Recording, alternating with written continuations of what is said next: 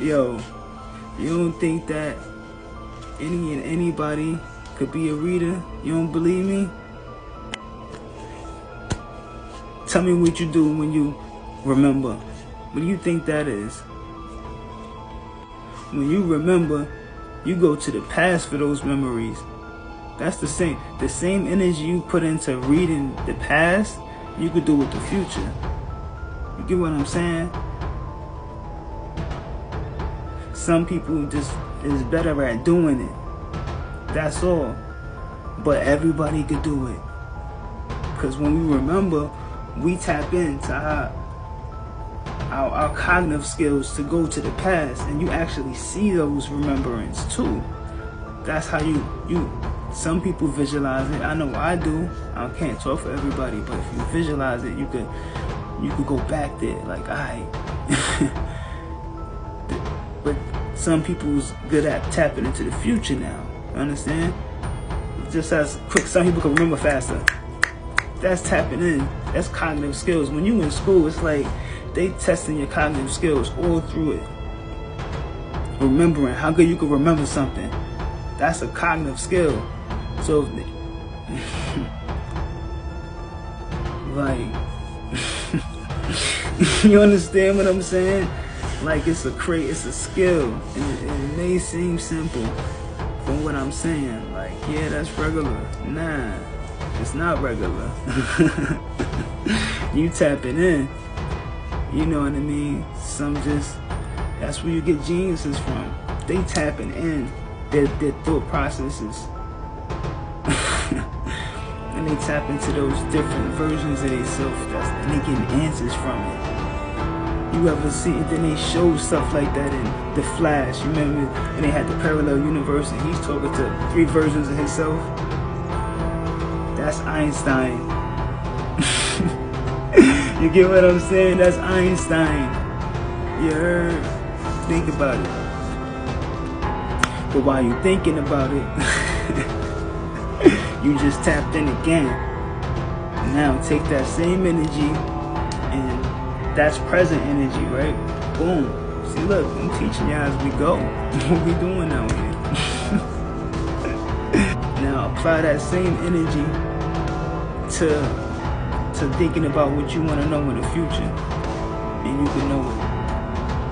Or any past. Any past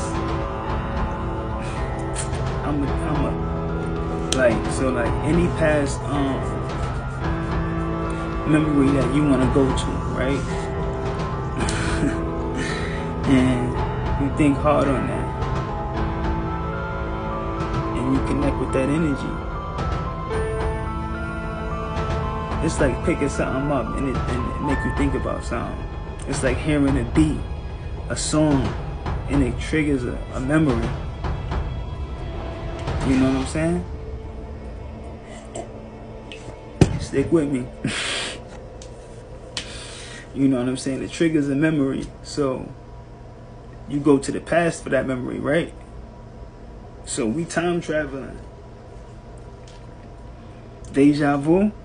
That's proof of the future, because everybody remember it. So we could travel to the future too. But it's also parallel universes. That thought process. That's where you make your decisions, because you in between, it's like that's when you sitting still to get things done, right? But it's a collective consciousness. What does collective consciousness really mean?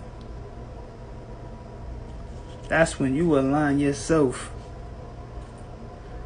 to get things done. All of them.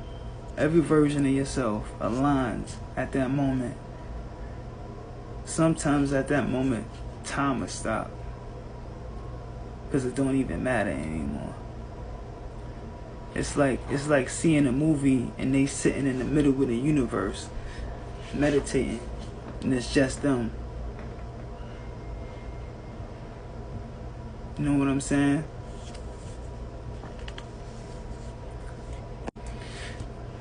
Now that's the same thing you do when you're trying to remember something The same thing people do to tap into the future, the same thing people do to tap into a memory that they really need to know. Like, you know what I'm saying? Like when you try to remember, like say you went in the house, you just lost your keys. Now you tapping into the past. That same energy is the same energy you use to tap into the future.